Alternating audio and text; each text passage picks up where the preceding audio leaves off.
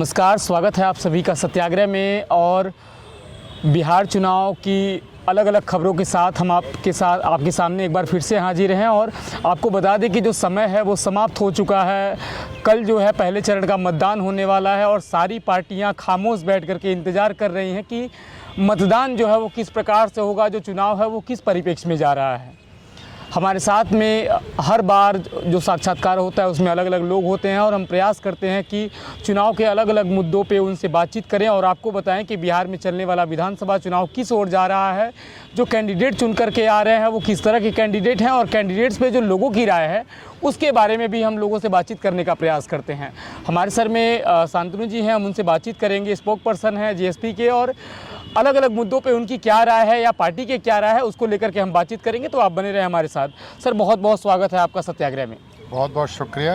मैं आपके और आपके सभी दर्शकों को नमस्कार कहता हूं। सर, ये हम आपसे जानना चाहेंगे कि समय सीमा जो है वो समाप्त हो चुकी है, प्रचार जो है वो थम गया है पहले चरण के मतदान के लिए, और सभी पार्टियां खामोश होकर के जनता की ओर देख रही हैं। लोकतंत्र का ये जो पर्व है बहुत नज़दीक आ गया है।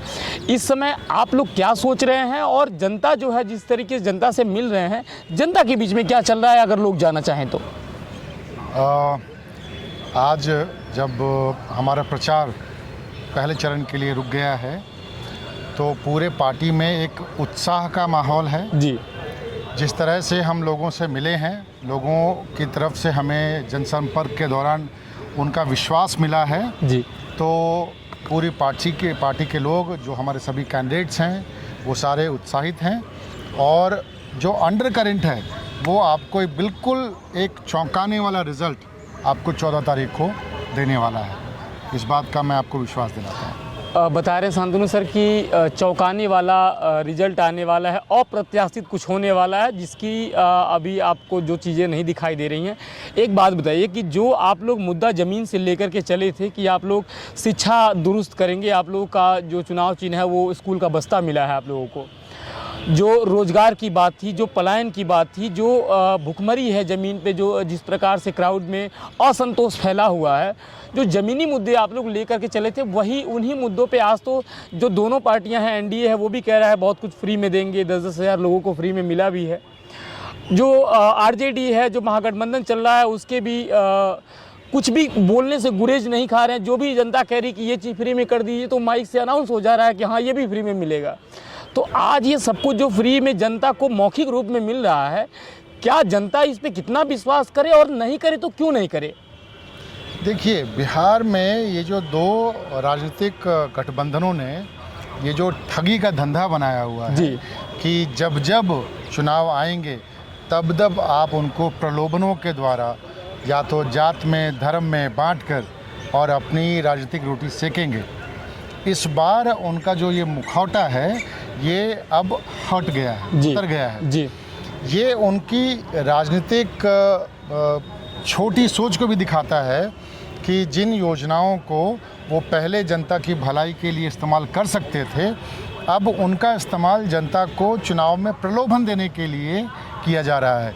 ये जो आपने सुना होगा कि महिलाओं को 10-10 हज़ार रुपये दिए जा रहे हैं जी, ये तो एक सुनियोजित वोटरों को ब्राइबिंग का एक तरीका हो गया है सरकारी तंत्र के द्वारा। मतलब आप जो स्कीम 2 साल पहले, 3 साल पहले लागू कर सकते थे जिससे जनता का भला हो सकता था, आपने उसके ऊपर कभी कोई काम नहीं किया। अब जब चुनाव आ गए हैं तो अब आप प्रलोभन दे रहे हैं। दूसरी तरफ महागठबंधन के जो नेता लोग हैं वो जब कहते हैं कि हम बिहार की पूरी महिलाओं को माई बहन योजना में 2,500 हज़ार रुपये दे देंगे, फिर अभी मंच से उन्होंने कह दिया कि भाई 14 जनवरी को हम पूरे 1 साल का पैसा आपको 30,000 रुपये देंगे। ये बताता है कि उनकी राजनीति और प्रशासन को लेकर, सब सरकार को चलाने को लेकर उनकी कितनी अपरिपक्वता है, कितने इमैच्योर हैं। भाई, जब आपका पूरे बिहार का बजट ही उतना बड़ा नहीं है तो आप ऐसे वादे पूरे कैसे कर पाएंगे? वो कहते हैं कि भाई हम पूरे बिहार के सभी घरों में एक सरकारी नौकरी दे देंगे। सरकारी नौकरी कैसे देंगे जब आपने शिक्षा की व्यवस्था को ठीक नहीं किया है? दलित समाज में 100 में से मात्र 3 बच्चा जी, बहुत ही भयावह स्थिति है। दलित समाज में 100 में से मात्र 3 बच्चा आपका 12वीं पास कर रहा है। पिछड़े समाज में 100 में से मात्र 5 बच्चा आपका 12वीं पास कर रहा है। बच्चे 12वीं पास नहीं कर रहे हैं और आप कह रहे हैं कि भाई हम हर परिवार को एक सरकारी नौकरी दे देंगे। तो अलबत्ता तो आप इतनी सारी सरकारी नौकरियां, 3 करोड़ सरकारी नौकरियां कहाँ से लाएंगे? और दूसरा, अगर आपने नौकरियां ले भी आए तो वो नौकरियां करेगा कौन?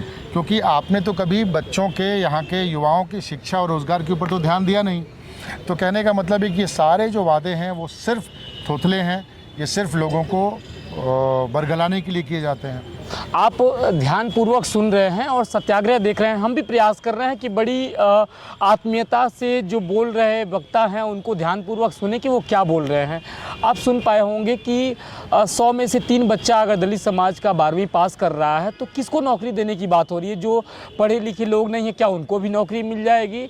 और एक बहुत बड़ा भ्रामक मुद्दा है। अगर आप माइक से नेता को बोलते हुए सुन रहे हैं कि सबको नौकरी मिल जाएगी, तो ये बिल्कुल ज़मीन पे सत्य नहीं है। जो पढ़े लिखे लोग होंगे, जो नौकरी के लायक लोग होंगे, उनको नौकरी मिलना संभव हो सकता है। बिहार की राजनीति में जो कुछ भी हो रहा है उसको आप ध्यानपूर्वक देखते रहिए, समझते रहिए और विचार करते रहिए कि आने वाला समय जो है आप लोगों के लिए कैसा होने वाला है, किस प्रकार की परिस्थितियां होने वाली हैं, और बहुत सोच समझ करके जो अपना उम्मीदवार है उसका चुनाव करें। एक बात हम आपको और बताते रहें कि हमने प्रयास किया है सत्याग्रह के माध्यम से पिछले 4-5 महीनों में बिहार को दिखाने का। हमने प्रयास किया है किसी रावण का, किसी राक्षस का इंटरव्यू न करना पड़े, और हमने ये भी प्रयास किया है कि जिन लोगों के पास समाज का सामाजिक मुद्दा है उनसे बातचीत करें, उनके बारे में दिखाएं कि वो समाज में एक उत्थान करने के लिए कैसे जा रहे हैं।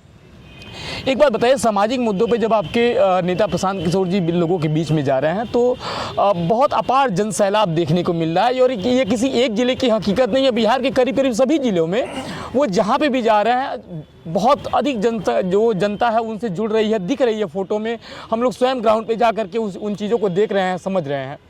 ये जो बड़ा जन सैलाब है ये वोट में कितना कन्वर्ट होने वाला है, और अगर वो जनता आपको विश्वास करके वोट देती है तो क्या आप बताना चाहेंगे कि उनके भविष्य के साथ वही न्याय होगा, वो सच में न्याय होगा, या फिर वो भी भ्रामक मुद्दा और वो भी बातें जो है वो मिथ्या हो जाएंगी? देखिए, मुझे बोलते हुए थोड़ा सा पीड़ा हो रही है कि ये बिहार का दुर्भाग्य है कि बिल्कुल ज़मीनी मुद्दों के ऊपर राजनीति करने के लिए जब जनसुराज पार्टी उतरी और जब लोगों तक गई तो लोगों का जन सैलाब जनसुराज पार्टी के समर्थन में उतरा जी। इसका मतलब ये है कि यहाँ के लोगों के जो ज़मीनी मुद्दे हैं उनके ऊपर कभी भी यहाँ की पिछली सरकारों ने काम नहीं किया। ये बहुत ही भयावह स्थिति है। हम कोई बिल्कुल नई बात नहीं कह रहे हैं, हम तो कह रहे हैं कि बच्चों को मुफ्त शिक्षा मिलनी चाहिए और हम वो इंश्योर करेंगे। ये कोई बहुत बड़ी बात तो नहीं है। एक सभ्य समाज में ये सबसे बड़ी ज़रूरत होती है। हम ये भी कह रहे हैं कि भाई यहाँ के युवाओं को यहाँ पर ही रोज़गार मिलना चाहिए जी। ये भी एक डेवलप्ड स्टेट का, एक डेवलप्ड इकोनॉमी का सबसे पहला सूचक होता है। अब आते हैं आपके दूसरे वाले पार्ट पे सवाल के कि अगर हमें जनता का विश्वास मिलता है, मैंडेट मिलता है तो कितना न्याय होगा? जी देखिए, जनसुराज में जुड़ने वाले लोग कौन हैं? या तो वो लोग जो अभी तक की व्यवस्था से कहीं जुड़े हुए थे लेकिन उनको बिहार की जनता के लिए काम करने का मौका नहीं मिला, वो लोग जनसुराज से जुड़े हुए हैं। या फिर वो लोग जो बिहार से उठे, कई जगहों पर नाम रोशन किया, पूरे भारत में गए, अब उनको लगता है कि उनकी मिट्टी का कर्ज उनको अदा करना है, वो वापस आए और एक व्यवस्था से जुड़े, या आप कह लीजिए कि एक व्यवस्था बनाई। तो कहने का मतलब ये है कि जनसुराज पढ़े लिखे लोगों का, जागरूक लोगों का एक जमावड़ा है। और जब हम कहते हैं कि हम ये बिल्कुल बेसिक चीज़ें करेंगे तो हम सिर्फ ये कहने के लिए नहीं कहते, हमारे पास एक पूरा एक रोड मैप तैयार किया हुआ है। उस रोड मैप के ज़रिए हम आपको विश्वास दिलाते हैं कि ये सारे जो वादे हम कर रहे हैं उसको हम पूरा करेंगे। अब महोदय, आपको जनता देख रही है, जनता को विश्वास करना है, उसको मैंडेट देना है, उसको वोट देना है। बिहार की जनता की स्थिति पिछले कई दशकों में अगर नहीं बदली है, उसी की दशा है कि आज ज़मीन पे बैठे हुए जो मुसहर जाति के लोग हैं, जो आदिवासी समाज के लोग हैं, जो एकदम हाशिए पे हैं, जिनको एक वक्त की रोटी के लिए भी सोचना पड़ रहा है, उनके पास कोई जा नहीं रहा है। आज फ़ोटो खींचने के लिए और नेता वोट मांगने के लिए उनके बीच में भी जा रहे हैं। लेकिन 5 साल जीतने के बाद वो भूल जाते हैं। वो जो जनता है, जब हम लोग ज़मीन पे जाते हैं तो जो राजनीति की समझ नहीं रखता वो भी आदमी कहता है कि हम प्रशांत किशोर को वोट देंगे। जिसकी बात कोई सुनने वाला नहीं, वो कहता है हम प्रशांत किशोर को वोट देंगे। तो ये तो जो रूढ़िवादी मानसिकता है, जो गांठ बंधी हुई है राजनीति में, इसको तोड़ के आप लोग कैसे आगे जाएंगे? देखिए, आपने बिल्कुल ठीक कहा कि जो समाज का जो अंतिम पायदान पे खड़ा हुआ व्यक्ति है जी, वहाँ तक किसी भी राजनीतिक पार्टी ने विकास को पहुँचाने का काम नहीं किया। ये जो आप देख रहे हैं जनसुराज के समर्थक, ये जनसुराज के समर्थक कौन हैं? जी, जनसुराज के समर्थक किसी एक व्यक्ति या किसी धर्म या जाति विशेष के व्यक्ति लोग नहीं हैं। जनसुराज के समर्थक हर समाज के हर उस वर्ग में हैं जहां पर अभी तक विकास और गरीबी नहीं, मतलब विकास पहुंचा नहीं है जी, और जी। गरीबी में लोग रह रहे हैं। जनसुराज के समर्थक हर जाति और धर्म के लोग हैं। क्यों? क्योंकि उनको अब एक विकल्प चाहिए। 30-35 सालों से वो थक गए हैं, कभी इनके वादे सुनकर कभी उनके वादे सुनकर। यहाँ पर सिर्फ सत्ता में कैसे रहा जाए, कैसे जोड़ तोड़ किया जाए, उसकी राजनीति हो रही है। लोगों तक पहुँचना और लोगों के विकास के बारे में किसी को कोई चिंता नहीं है। और ये जब आप जाके देखेंगे गांव में, जहाँ पर बिहार की आत्मा बसती है, वहाँ पर आपको साफ साफ दिखेगा कि आज भी कई गठबंधनों, ऐसे कई पार्टियां हैं जिनके कैंडिडेट दलित टोला में जाकर वोट मांगने से भी कतराते हैं। जी। ये आज की सच्चाई है। जी। उनको लगता है कि हम क्यों जाएं एक दलित वोटर के पास जाके वोट मांगने के लिए, हमें तो सवर्णों का वोट मिल जाएगा, हमें अपने जात वालों का वोट मिल जाएगा। लेकिन समाज में जितना हक सवर्णों का है, उतना ही हक दलित समाज के एक गरीब व्यक्ति का भी है। जनसुराज इस नई राजनीतिक परिपाटी का नाम है, जहां पर हम समाज के हर व्यक्ति तक पहुंच रहे हैं और आपको दिखेगा कि जनसुराज को समर्थन समाज के हर वर्ग से मिल रहा है। आप कोई नई बात नहीं सुन रहे हैं। ये सारा तमाशा जिस प्रकार से राजनीति में हो रहा है, वो सब कुछ आप देख भी रहे हैं, समझ भी रहे हैं। और जिस प्रकार से आम आदमी, जिसकी कोई सुनने वाला नहीं है, उसको धमकाया जा रहा है वोट के लिए, जिस प्रकार से अलग अलग प्रकार का खेल हो रहा है राजनीति में, ये सारी बातें जो है समाज के लोग इसको देख भी रहे हैं, समझ भी रहे हैं। और बिहार की बदलती हुई राजनीति के आप जो है वो दर्शक बन करके मत रहें, आप मतदान में भागीदार बने और ऐसे बदलाव के लिए वोट करें, ऐसे उम्मीदवारों का चुनाव करें कि वो आपके जीवन के बारे में बदलाव करें, आपकी आने वाली जो पीढ़ियां हैं वो सही प्रकार से स्वच्छंद जीवन व्यापन कर पाएँ, यहाँ पे जी पाएँ, उसके लिए वोट करें। हम कभी ये नहीं कहते हैं कि आप किसी पार्टिकुलर किसी व्यक्ति को या किसी पार्टी को वोट करिए। वोट करना आपका अधिकार है, लेकिन उस वोट करने के पहले आपको समझना होगा कि राजनीति में आपकी भागीदारी कितनी है और कौन सा उम्मीदवार जो है वो आपके जीवन में या आपके मुद्दों पर काम करने वाला है।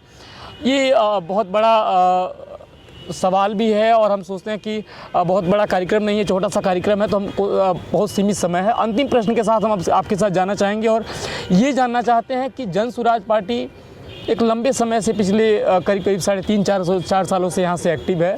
एक साल के करीब हो गया उसका पार्टी के रूप में। आप लोग सब कुछ, आपका जो ब्लूप्रिंट था शुरुआत में, वो कंप्लीट हो गया है, अब जनता के बीच में आप लोग हैं, या कुछ और आपको वक्त चाहिए था लग रहा है, या समय जो है वो ठीक ठाक मिल गया आप लोगों को? देखिए, राजनीति में कोई भी वक्त, ज़्यादा वक्त नहीं होता है, ठीक है, लेकिन जनता के समाज के जिस आखिरी व्यक्ति तक पहुंचना चाहिए किसी राजनीतिक पार्टी को, हम वहां तक पहुंचे हुए हैं। इसमें कोई शंका, कोई दो राय किसी के। 14 तारीख को क्या होता हुआ देख रहे हैं? 14 तारीख को आपको एक बिल्कुल ही चौंकाने वाला रिजल्ट मिलेगा। आपको ये दिखेगा कि बिहार की राजनीति जनसुराज के इर्द गिर्द आपको घूम रही है। मैं आपको ये भी बताऊं कि जनसुराज ने पहले भी कहा है कि न चुनाव से पहले न चुनाव के बाद हम किसी भी पार्टी के साथ गठबंधन में नहीं जाएंगे। और जनसुराज की बढ़ती लोकप्रियता और विश्वसनीयता से डर आपको अभी होने वाले हाल फिलहाल की घटनाओं में दिख जाता है, जहां पर बीजेपी के गृह मंत्री, भारत के गृह मंत्री यहाँ पर बिहार में आकर कैंप करते हैं और जनसुराज के कैंडिडेट्स के ऊपर दबाव बनाकर या तो उनको नॉमिनेशन से रोक दिया जाता है या फिर नॉमिनेशन वापस लेने की बात कही जाती है। आज सुबह एक और घटना हुई है जब दबाव में डालकर हमारे एक प्रत्याशी को रोक दिया गया और उनको ज़बरदस्ती बीजेपी ज्वाइन करा दिया गया। तो ये जो बिहार में खेल चल रहा है, राजनीति का जो खेल चल रहा है, ये उसका भी आप विटनेस कर रहे हैं।